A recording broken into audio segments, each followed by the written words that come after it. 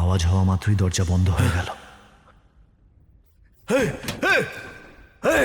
দরজাটা খোল, খোল, খোল।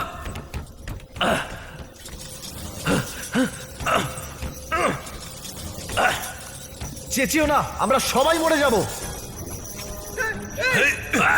খোল। তোমরা প্রত্যেকেই মরে যাবে।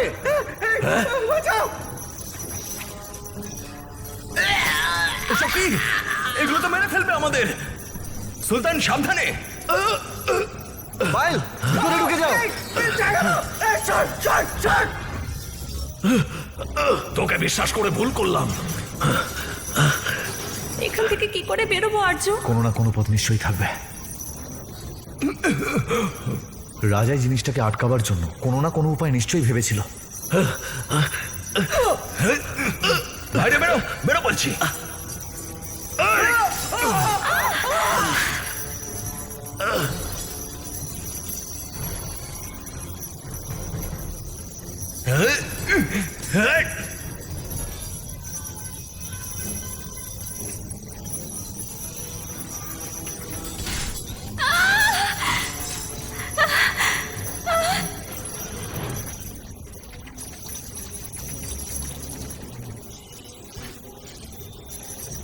এটা আটকাবার উপায় পেয়ে গেছি।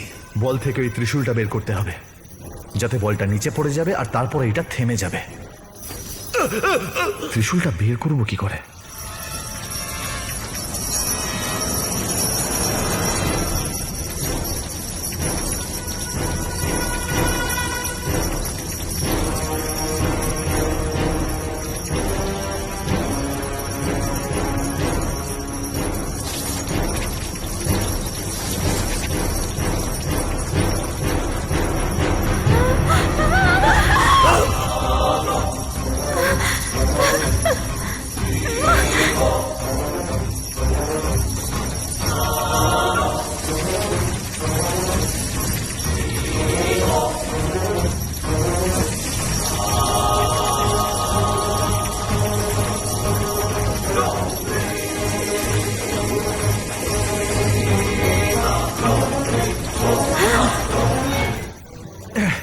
আর্য!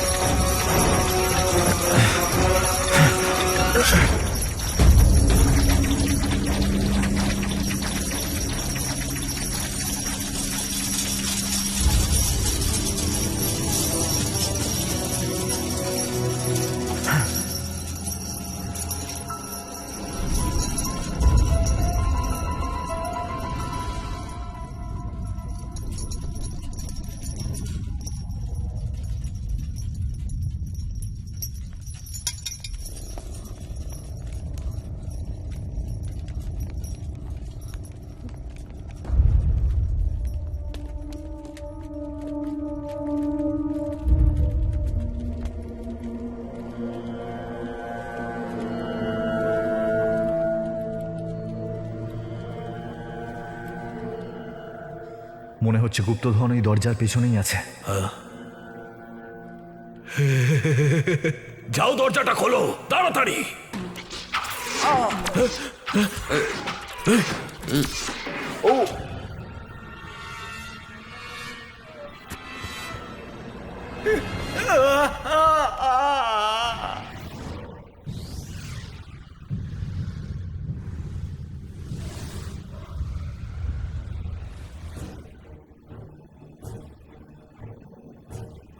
আমরা এক পা এগোলেও সব শেষ হয়ে যাবে।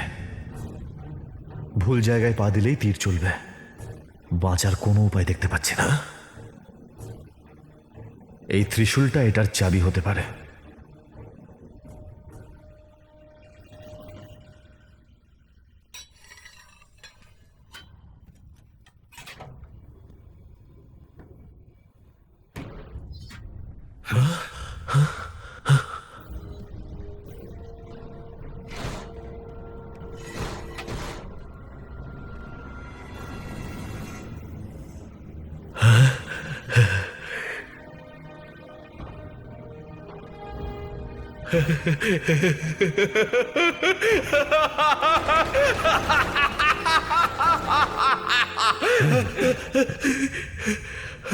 তুই তুই আগে যা।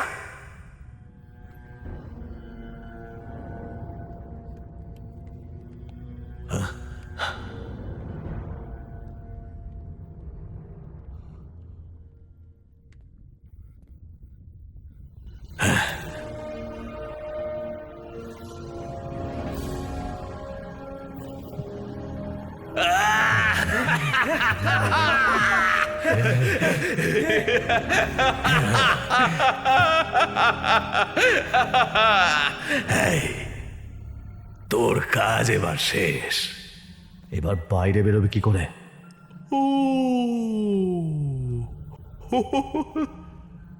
এই সব গুপ্তধন পাখি হয়ে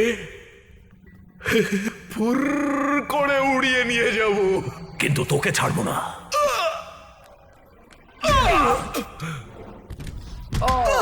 শেষ করে ফেল ওকে।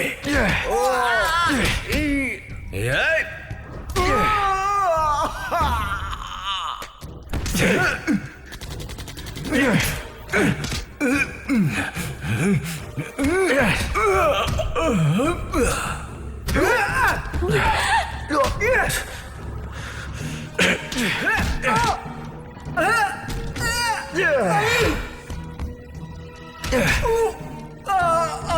দাঁড়িয়ে দেখছো কি? টুকরো টুকরো করে ফেলো।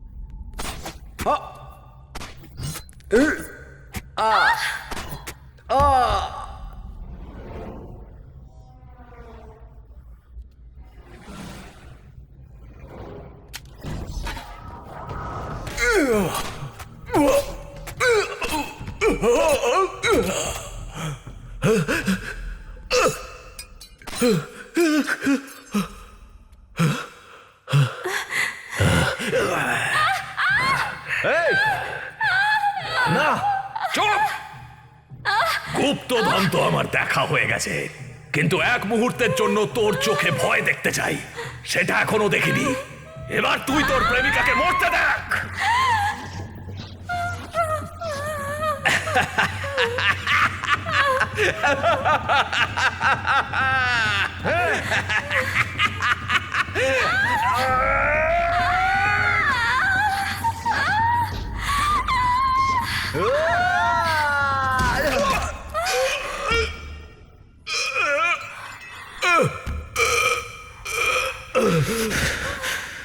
একজন ভারতবাসী তোর মতো হাজারটা টেররিস্টের জন্য যথেষ্ট।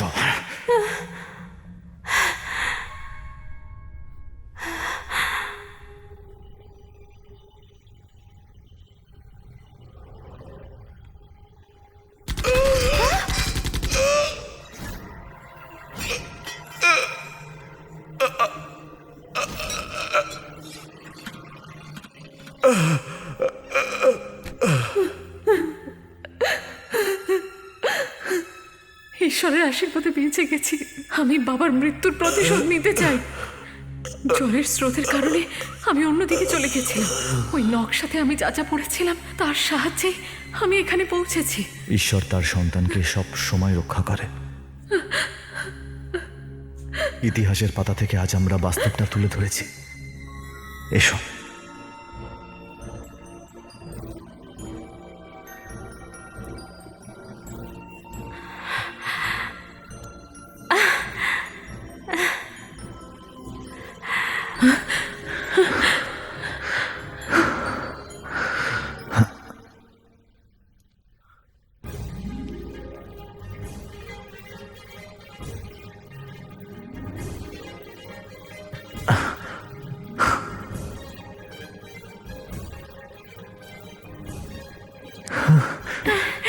হিরে পেয়ে গেছি, দাদুর কথা সত্যি ছিল। ও বাবা, ভাবতেও পারছি না। এটা হলো বড় বড়। এই গুপ্তধনের মধ্যে তোমার আর কিচ্ছু চাই না? আমার না হলে আমি কোটি টাকাও ছাড়তে রাজি, কিন্তু যদি আমার হয় তখন আমি 1 টাকাও ছাড়ি না। তোমার বাবা চাইতেন এই সমস্ত সম্পত্তি যেন গভর্নমেন্টের আন্ডারেই চলে যায়, এতে ওনার আত্মা শান্তি পাবে। ধন্যবাদ। এখন এখান থেকে বেরোবো কি করে? দাদু ইন্ডিয়া যাওয়ারও নিশ্চয়ই কোনো গোপন রাস্তার কথা বলেছিল। আমি যেদিক থেকে এসেছি ওই দিক দিয়ে ইন্ডিয়া যাওয়া যাবে। দাদু তার নাতবউয়ের জন্য কত গয়না ছেড়ে গেছে। এই আমার দাদু নাতবউ হবে? হ্যাঁ নিশ্চয়ই।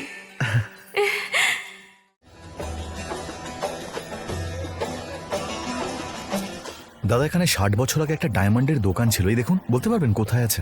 হ্যাঁ, আপনি এগিয়ে গিয়ে বাঁ দিকে চলে যান, ওইদিকে একটা পুরনো হীরের দোকান আছে, ওখানে গেলেই খোঁজ পেয়ে যাবেন। ধন্যবাদ। হ্যাঁ হ্যাঁ, ঠিক আছে ঠিক আছে।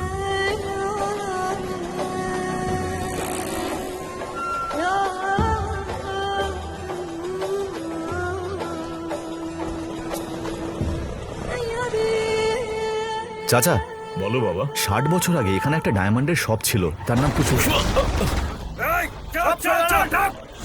কেউ কাছে আসলে গুলি মেরে দেবো। হট হট মুখের সামনে থেকে হট গাড়িতে।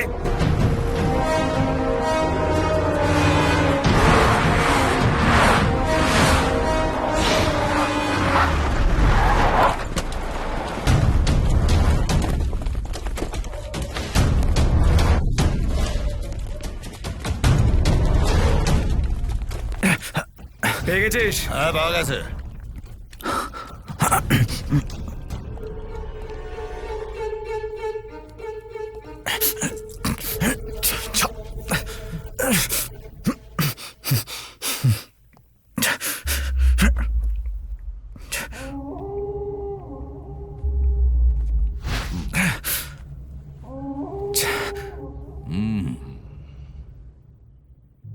দশ বছর ধরে ওই চাবিটা খুঁজছি।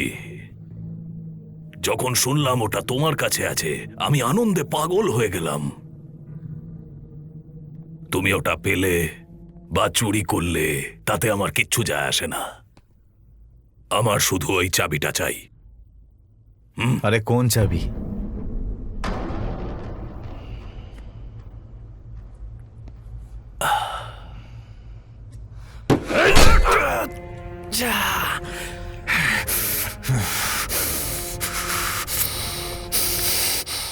কিছু মনে পড়লো? কতবার বলবো ওটা একটা লকেট চাবি নয়। লকেট বলো, চাবি বলো, যা ইচ্ছে বলো, যদি ওটা তুমি আমাকে দাও তবেই তোমাকে ভারতে যেতে দেবো, না হলে এখানেই মরবে। আমি দেব না। সোজা আঙুলে ঘি উঠবে না দেখছি।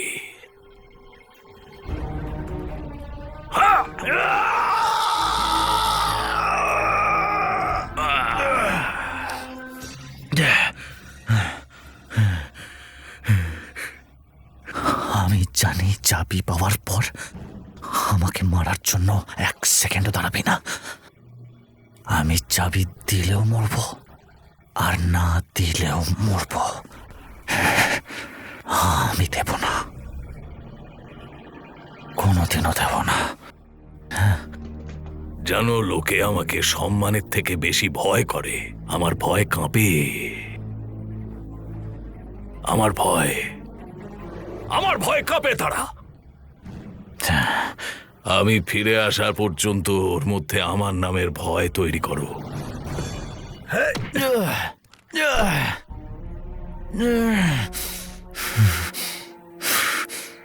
কথা দিচ্ছি তোকে, আমি তোর শরীরের একটাও হাড় আমি আস্ত রাখবো না। বল চাবিটা কোথায়?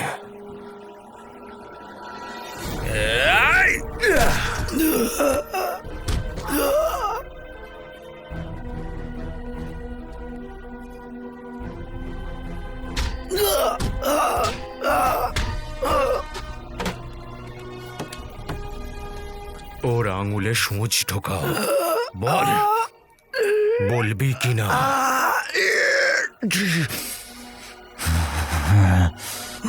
বলবো না।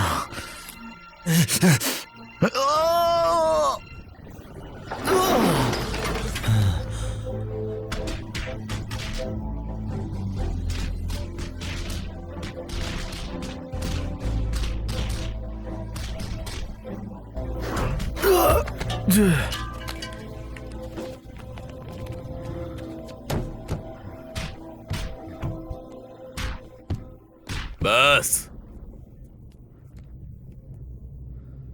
আমি তোমাকে শেষবার জিজ্ঞেস করছি, ওই চাবিটা কোথায়? তোর যা করার তুই করে না, আমার মুখ খুলবে না, তোকে আমি কিচ্ছু বলবো না। এ তো মৃত্যুকেও ভয় পায় না, আর আমাকেও ভয় পায় না। একে কাল সকালে পেশোয়ার নিয়ে যাও, রাস্তার মোড়ে সবার চোখের সামনে ওকে টুকরো টুকরো করে কেটে ফেলো। ওর কাটা মুন্ডুটা নিয়ে গিয়ে ওর বন্ধুদের খুঁজে তাদেরকে দেখাও সেটা। তারপর এমনিতেই চাবি পেয়ে যাবে।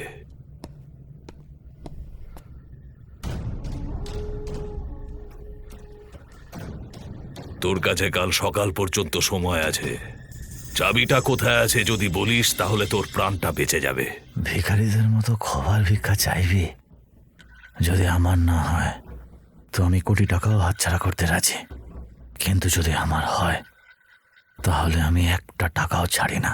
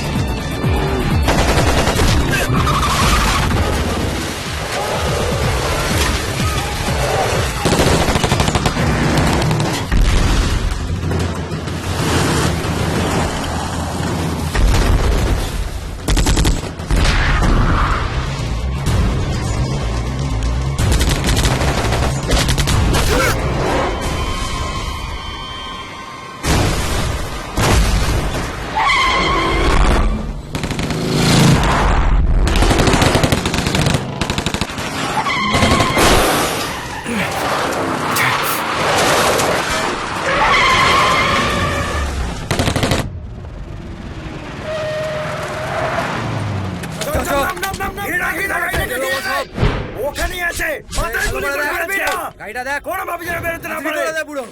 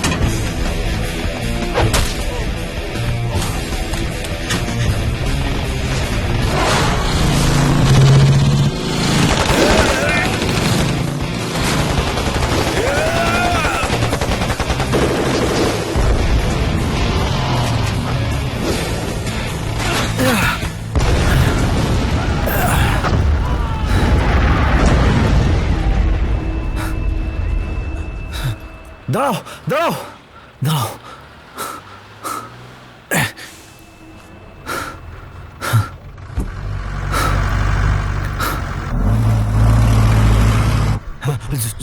জল দেবেন?